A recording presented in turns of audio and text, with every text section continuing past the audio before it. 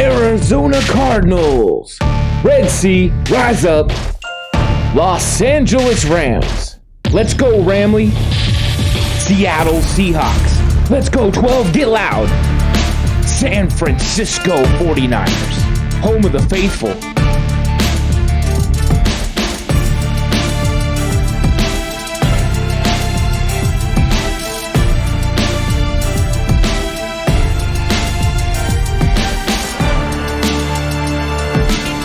Quest for the West.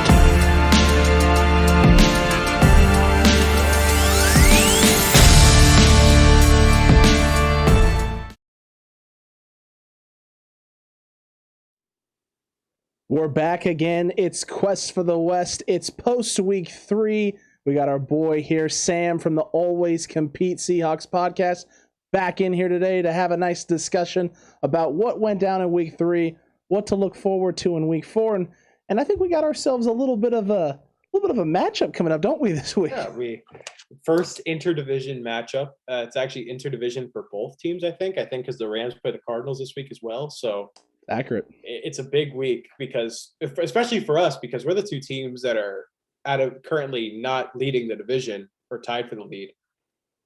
Fair. So it's fair. So it's at least gonna be good to see the Rams or the Cardinals lose this week. So that's going to be great. Yeah, right for either one of us. If you guys somehow found a way to pull this thing out, you guys moved to 2-2. We're at 2-2 as well. And one of these teams is going to drop to 3-1 and put us a game back out of that second spot. If the Niners are able to pull this thing out this week, this would be great for them. They moved to 3-1. They put themselves still a game back of whoever's in the lead and move themselves into a move there with second place with the Cardinals coming up in week 5 and an opportunity right before the bye to really get on a good note. For the 49ers, we struggled this week. The last couple of weeks we've been struggling with the first half offense. We haven't been able to get things going and dialed in there. But I'll tell you what, the loss was heartbreaking because it's last second, and you think he got one, and he snuck one over on Aaron Rodgers, and he's able to come back in. But you guys have had a tough last couple of weeks, right? Mm-hmm. Tennessee, that was a problem. Minnesota comes in, and their offense is able to get it done. And you guys had a little bit of a scare with Tyler Lockett, but it looks like everything's going to be A-okay.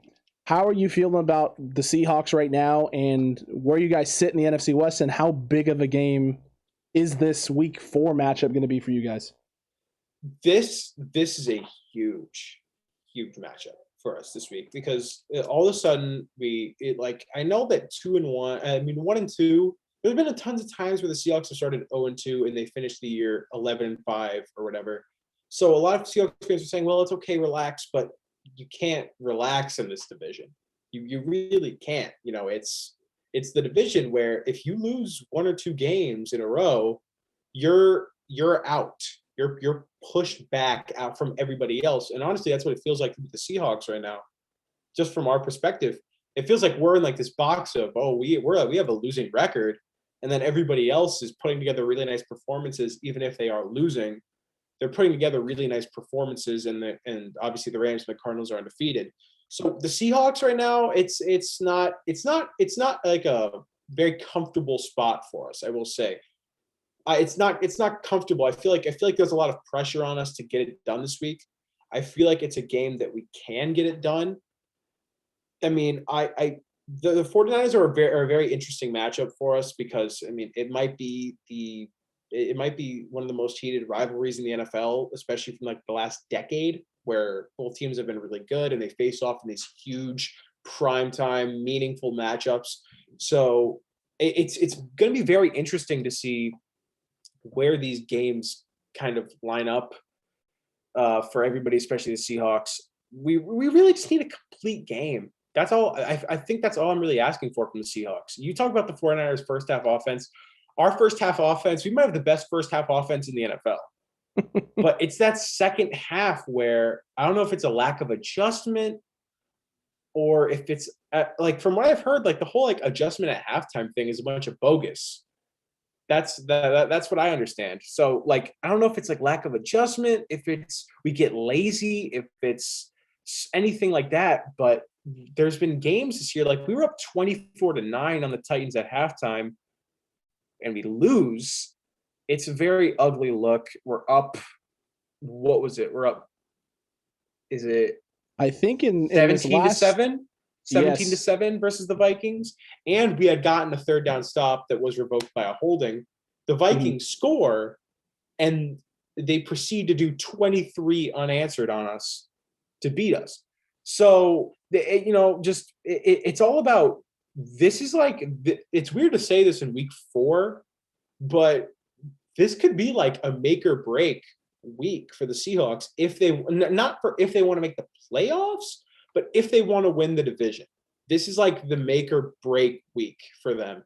If they lose, like me and Mike on the podcast were talking, we said, like, you can really, to win this division, you can afford maybe 4 or 5 losses max.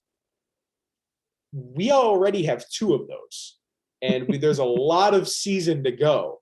So, and especially if we lose this one, this might be like the make or break. Now, like I said, not for the playoffs, but if we just want to keep our foot in this division and be able to, make a name for ourselves. We have 2 big division matchups coming up. 49ers this week, Rams the next. It's not going to be easy. We just need to stay focused. And just keep pounding. Yeah, that's what you got to do. That's definitely the first task at hand for you guys. And yeah, you know what, you have a point. The last few weeks, the offense for the Rams, for the Seahawks, has gotten off to an extremely hot start. Basically 17-7. You were spotted 10 against the Vikings. It was 29 to, I think, 9 against the Titans there going into the half, or 20 plus to 9. It was a lot. One of those games that I kind of tuned out because I was like, all right, well, Tennessee is not who we thought they were. This is not good for them. And they come roaring back. But look, the Cardinals had themselves a test this week as well. And a test in the sense of, can you be prepared when the team you're facing isn't a very good opponent? I wish Evan was on today. Evan had some things with work getting caught up, and so we'll get him on next week to talk a little bit more. He did want me to tell everyone watching right now, he was right on his picks. All 4 teams that he picked in the NFC West to win their games and win their matchups, he called it. He picked the Packers, he picked the Vikings, he picked the Cardinals, and he picked the Rams. So he was right on all of his picks for his group. But I would love to hear what he thought about the Arizona Cardinals and what happened in that game, because at halftime, they did not have control. This was not a team who had control of that football game. Jacksonville came out, punched them in the mouth, really stunned them, shocked them, and Cliff Kingsbury did Cliff Kingsbury-esque things to put them in bad situations and bad spots. And why kick a 68-yard field goal? He's not going to make it. Why? I know that Matt Prater's been known for the leg, right? He had tied the record. I get that, but you're right. It doesn't make a lot of sense. Nothing about Matt Prater over the last few years says booming leg, 68-yard leg. There's one guy in the league that I can think of with 68-yard leg potential, and he barely made one from 66 on Sunday. Yeah. He barely made one from 66. So it's one of those things where Cliff Kingsbury is still the big question mark for the Arizona Cardinals. Can he call the right things, put the teams in the right positions to win football games and adjust? They adjusted in the second half, but they adjusted against a really not that talented defense there in Jacksonville in order to come back into that game. Frankly, a bad team. I would say the Jaguars, from what we've seen for the first couple weeks, are slated to be one of the worst teams in the NFL.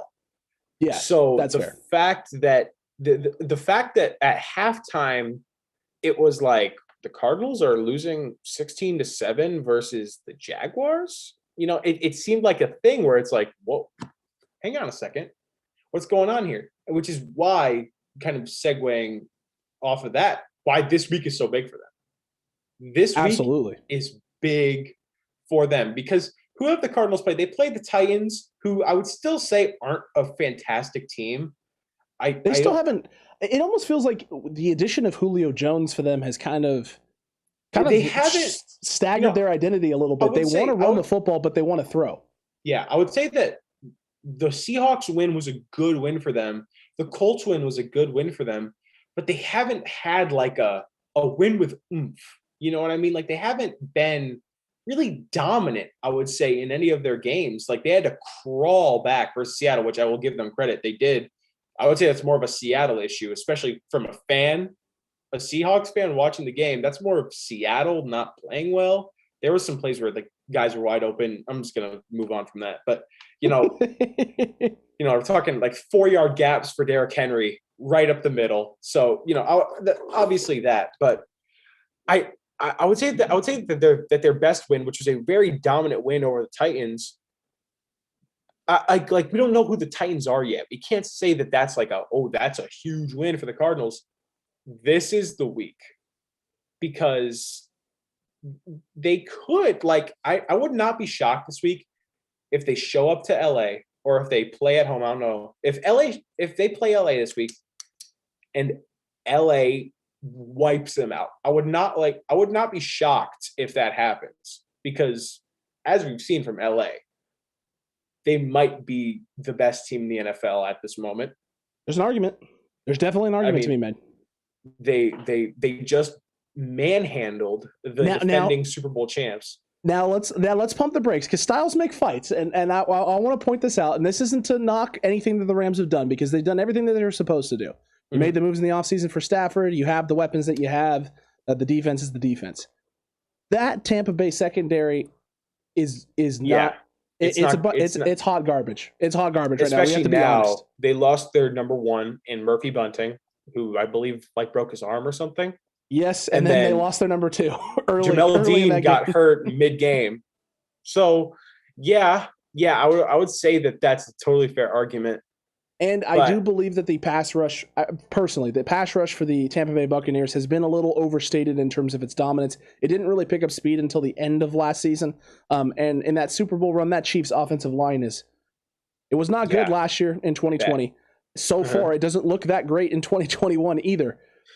So I think the Rams did what they were supposed to do, and Aaron Donald ate, which is what Aaron Donald is going to do in most situations, in most circumstances. I think this upcoming game is going to be a little closer than people think it could be. The only reason it won't be is if there's mistakes from the Cardinals. And I think there's going to be because Kyler Murray has shown that he will turn the ball over. Every game so far this season, through 3 weeks, he has turned the ball over, whether it's a pick, fumble, whatever it is. And in week 2, he had a couple. He had a couple picks in a game in which they almost lost to the Minnesota Vikings. They almost suffered the same fate you guys did. They were down late, and if it wasn't for the Vikings missing a field goal at the end of the game to win it, they would be sitting in a position right now where they would be 2-1, and the Seahawks, you wouldn't be in this position where you're the lone team at the bottom, 2 games out of contention. Yeah. You'd be sitting 1 game out of second, right? So, Seattle is, I feel, in a good position. I don't feel they're in as great a position as they need to be because the 49ers got a big chip on their shoulder coming into this week, man. I mean, we got a lot of things to prove. There's a lot of holes that people are pointing at. What are you thinking about this 49ers defense and this 49ers secondary right now? Do you think that DK Metcalf and Tyler Lockett can eat? Well, like we said, I said this on the podcast that teams. One thing we do really, really, really well is forcing teams to pick their poison. Do they want to stop DK Metcalf or do they want to stop Tyler Lockett? In week 1 and 2, it was stop DK Metcalf. DK Metcalf really doesn't do much, and Tyler Lockett was I think second receiving yards through the first 2 weeks. And then the last week, the Vikings are like, oh, Tyler Lockett's really hot. Let's stop Tyler Lockett. And DK Metcalf has 100 yards and a touchdown. So one thing that we do really, really well is forcing teams to stop one receiver and then allow space for the other receiver. So, I mean, was Josh Norman your number 1 on the outside on technically it was Mosley. Emmanuel Mosley is the one. And I feel pretty good with Mosley against Metcalf. Mosley has a pretty good track record playing against physical wideouts. There's the NFC divisional round in 2019 against Stephon Diggs, where Stephon is really getting handsy and physical, and Mosley sticking with him for most of the game. They basically took Stephon Diggs and said, "Hey, you're going to play on the left side away from Richard Sherman. We don't want you anywhere over there because we want to be able to throw to you." And after he toasts Ahkello Witherspoon early, they make the switch to Mosley, and Mosley ends up having a phenomenal NFC divisional game against the Vikings. And he's shown out at times. He locked up one-on-one against Devontae Adams in this Sunday night game. So, I mean, I feel fairly confident. Obviously, DK's DK. He's gonna get his when he gets his. Yeah. The question now is can the 49ers come up with a scheme? Because whatever scheme we came up with against the Packers, it didn't work. Devontae Adams was able to get what he wanted, and it was always in crucial situations. And there were at times where the 49ers put a lot of attention to Devontae, and then other guys in space were able to beat one-on-one. So secondary depth is definitely a concern for the 49ers. Run game wise for you though, that can always help for Russ, to take some of the pass rush pressure off. How confident and how comfortable are you guys? How are you in the Seattle run game right now at this point in time? Week 1, Chris Carson was great. Week 2, Chris Carson was bad. Last week, Chris Carson was really good. My concern is we don't stick with the run game once we establish it. I feel like we do a really good job at let Chris Carson get 7 carries, and then he gets he's averaging 4, 5, 6 yards a carry, and you're like, okay, now we're not going to run it for the rest of the game. That's where we've been. And it's weird, especially because considering we've had these leads and then we insist on throwing the ball. I think Chris Carson had 90 yards on 13 rushes last week, which 12 for 86.7. And you guys, like you talked about, Sam, you guys were up 17-7 at one point. You would think that would lead to the game script leading to more touches for Chris Carson. Yeah, it was really, really strange. And Carson also didn't get a lot of carries because for some reason we had Travis Homer in, because Travis Homer's our pass blocking running back. So we have him in, and Chris Carson's not getting reps. I don't know. I feel like I have a lot of confidence in our run game, mainly because our 2 guards are very dominant run blocking guards. Gabe Jackson and Damian Lewis are the definition of fat boys right in the middle, just plowing forward. The big boys, you gotta love them. Yeah, Damian Lewis has a 90 pass blocking grade from PFF. He's one of the better run blocking guards in the NFL. I just stick with it. Once you establish it, if you get a lead, really focus on chewing the clock, making it easier on the defense. We've had one thing that we've really had an issue with is 3 and outs. Getting on the field and getting off the field quickly on offense is not good for your defense, especially if you just allowed a 10-play touchdown drive. So I feel like just really, put emphasis on clock dominance, chew it and just let the run game. If the run game's going, maybe it's the run game's day. It doesn't always have to be a Russ game. It can be a Chris Carson game. And I feel like that's something that our offensive coordinator, our new offensive coordinator, who's a rookie, Shane Waldron, it's a learning experience for him. He's still learning the game. I feel like that's something that he's going to need to begin to emphasize more and more. No, that's definitely fair. And I can tell you right now, after watching a couple of Seahawks games and watching them back on all 22 film, or just watching them back in the game replays, I do got questions about the run defense and the 49ers. This is an area that you usually want to establish and an area you want to take advantage of. Watching Alexander Madison kind of run wild a little bit, 22 carries, $124. He's a backup to Dalvin Cook. He was able to definitely get some stuff going against you guys, especially late when the Vikings were trying to, milk some clock, make sure Russell Wilson's not able to get on the field and cook and do his thing. For the 49ers, we're seeing that, and we're also seeing the struggles with our run game itself, and are hoping that this is maybe a week where we can get back on track, especially if we get Elijah Mitchell healthy. Because with Elijah Mitchell not on the field, it's very obvious right now that Kyle Shanahan doesn't trust the run game as much. He doesn't trust Trey Sermon at all whatsoever. I think he touched the ball 10 times, and most of those came in the second half. Off of once the offense got going. He wasn't letting Trey Sermon touch the ball when the offense wasn't moving. He let the offense get flowing first before Trey got touches and got opportunities. So I think this is going to be a good test for both of us this week. For us, for the 49ers, to get some offense going early, especially since Seattle has been, getting off to hot starts and quick starts. And then for our defense, really getting tested, the secondary really getting tested. And if Josh Norman is healthy, really getting to see what this guy can do against 2 very talented, if not elite, two of the best, wide receivers in space, going deep, intermediate, middle of the field. This is going to be a very tough matchup, I think, for both of us. Yeah, 100%. I mean, trash talk and just grit. I hate but love these matchups. If you win them, it's the best day in the world. If you lose them, it's the worst day in the world. Also true. I mean, it's gonna be fun. It's gonna be a really fun game to watch. I feel like what these teams lack and what the other team has really benefit each other in a weird way that we really haven't seen. Most of the time, it's the Seahawks have a pretty decent pass coverage and they have a pretty good run defense. What are the 49ers going to do? And same thing for the 49ers on defense. What are the Seahawks going to do? Now it's the Seahawks have not a good run defense and not a good pass defense. And the 49ers are weak at the secondary position. They're very thin right now. now it's like, okay, these teams know what they have to do, but can they do it is the question. So execution is going to be key. That is for sure. Execution for sure. It's go ahead.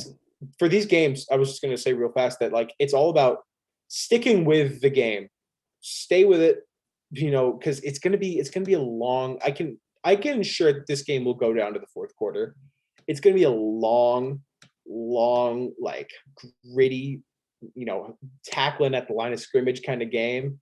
So just stick with it. Stick with the game plan. Coaches got to stick with it. It's gonna be an interesting one to watch for sure. I think it's going to come down to the wire. I agree with you there. I think this thing is going to be tight all the way through.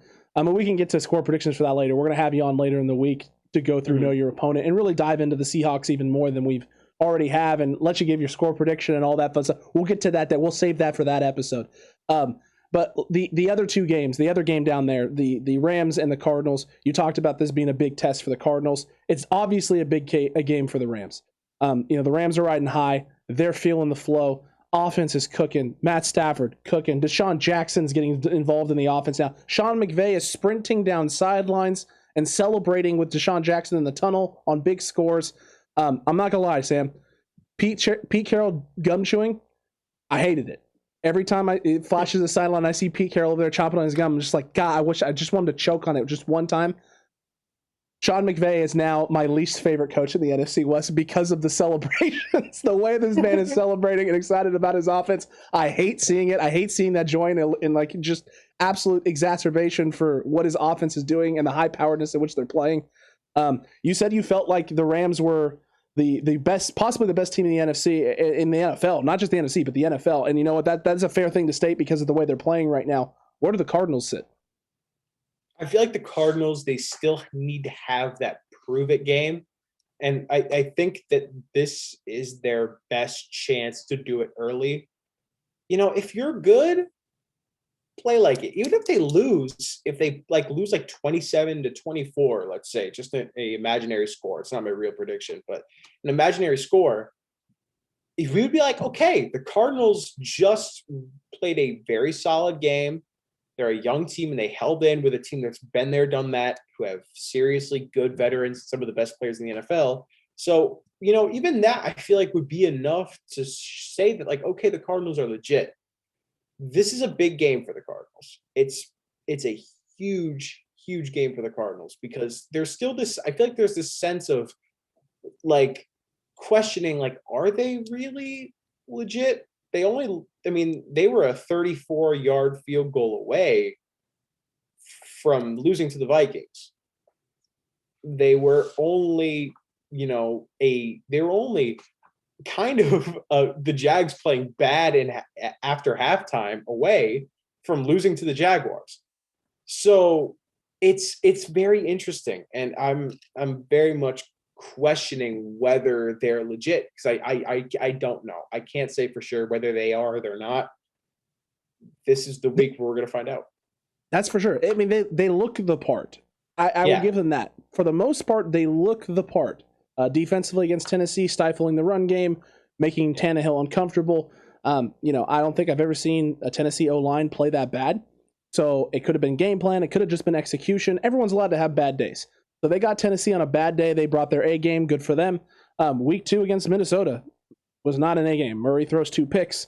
They get kind of bailed out late. Some late game heroics and Vikings kickers doing Vikings kickers things. It's tradition there for them to miss field goals.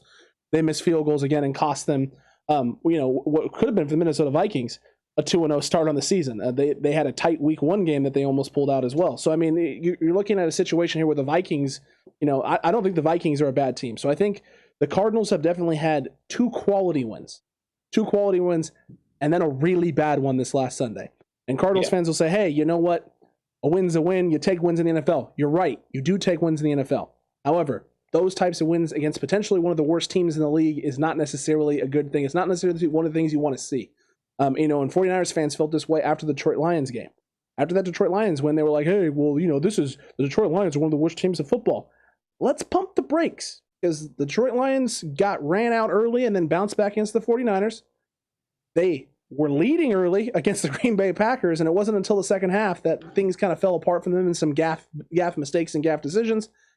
And then they had the Baltimore Ravens. They had them. And then Justin Tucker is an absolute legend. He's literally one of the greatest of all time from the kicking position. The Lions aren't as bad as people have thought. So the Niners, I feel, have had some good tests early in the season. I feel the Seahawks have had some good tests early in the season. Cardinals have had some good tests in the season. But at some point, the other shoe is going to drop for one of these teams in the NFC West. It could even be the Rams. Because the Rams, I feel like of the three teams so far, the Rams have had maybe the easiest path. Just because of the matchups. If you really look at the matchups and dive into who they've had to play and what they faced on a week in, week out basis. Last week, you're going up against a depleted secondary there for the Buccaneers. That makes it a lot easier for you when you have that. You have Chicago, who is in the middle of an identity crisis, and Matt Nagy is showing his colors of who he is as a football coach, which just isn't good. It's not good over there. And then you have the Colts who are struggling. They're in a complete free fall right now. They thought the addition of Carson Wentz was going to be the solution. So far, he hasn't been, but also they're not healthy. Quentin Nelson's playing with a banged up ankle. You got Taylor's who's dealing with stuff. No T.Y. Hilton out there as well. So, of the four teams in the NFC West, I would say the Rams have had the easiest path so far. Easiest path. Now, they've done everything they need to do to sit atop. They definitely have done everything they need to do to sit up top. This is going to be a little bit more of a test for them. But one of these four teams is going to start dropping off a cliff here soon. I'm hoping it's not San Francisco, personally. Preferences. And you talked about how this game this week for Seattle could be something that ends up being, a potential turning point for this team, positive or negative. I think that's fair. And that's going to, that raises the stakes of this game because it's no longer just, a division opponent and a rivalry game. It's fighting for your season. Yeah, 100%. And I wanted to look it up what the Cardinals schedule is because you talked about one of these teams is going to begin to fall, whether it's going to be the Seahawks if they lose this week, or it could be a team later down the road. Looking at this Cardinals schedule, they have the Rams this week, the 49ers, the Browns, then the Texans. That should be an easy win for them. Then they have the Packers, the 49ers, the Panthers, who are currently undefeated, the Seahawks, and then the Rams after a Bears game. So that's a rough stretch. They have a rough couple, not even couple. That's like 10 games where 2 of them are easy or should be easy, but then the rest are legitimate good teams. So it's gonna be, this is a big week for Arizona because let's say they lose this week, they could lose next week, they could lose the next week, they could lose the next week. They are really gonna be tested on. You're right. They could lose three of their next 4. They could drop 3 of their next 4, and you go from being 3-0, feeling great to 4-3. And not feeling as good about where you sit. And then after you get out of that 4-game stretch, you got Packers again, you got San Francisco again, and the Panthers. Bang, bang, bang. And then you travel to Seattle after that. And it's no joke playing in Seattle. We've already seen it. I think the Titans had a couple false starts in the key moments. We're still getting that back. So we're looking to use that advantage. Looking at the Rams schedule, it seems that they have a much lighter path ahead of them. They have the Cardinals, the Seahawks, the Giants, the Lions, the Texans, the Titans, 49ers, Packers, Jaguars, Cardinals. So the Rams definitely have more like gimme games coming up where, it's like those are I think as Adam Sandler calls them, he calls them tune-up games. He calls them games where you go in, you beat the crap out of a team, and then you fix the little problems that happened in that game, which is big for any team in a season like this where every other week you might be playing a legitimate NFC West team.